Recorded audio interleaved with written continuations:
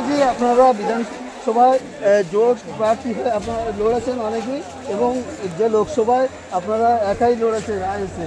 এই যে লড়াই রাজপথে, এখানেও আপনারা একাই লড়ছেন, কতটা সফল বলে মনে করেন? দেখুন, সর্বপ্রথম ইন্ডিয়ান সেকুলার ফ্রন্ট যখন পার্টিটা প্রতিষ্ঠিত হয়েছিল, অন্য কোনো রাজনৈতিক দলের হাত ধরে প্রতিষ্ঠিত হয়নি।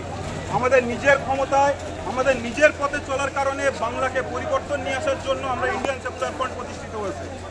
সেই জায়গায় এই স্বৈরাচারী, দুর্নীতিবাজ, এই চোর সরকারকে হটানোর জন্য আমরা চেয়েছিলাম সবাই মিলে একত্রিত হয়ে লড়ব।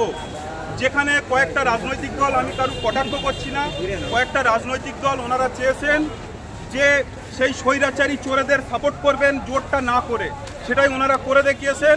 আমরা বিভিন্ন লোকসভায় প্রথমবার লড়ে ইন্ডিয়ান সেকুলার ফ্রন্ট তাদেরকে আমরা কিন্তু আমাদের অনেক পিছনে ফেলে দিয়েছি। আগামী দিনে আরও দেখাবো, আমরা আহ্বান করবো আসার জন্য।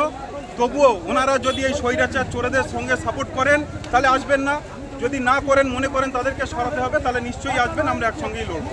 আপনারা নতুন দল হয়ে আমরা দেখলাম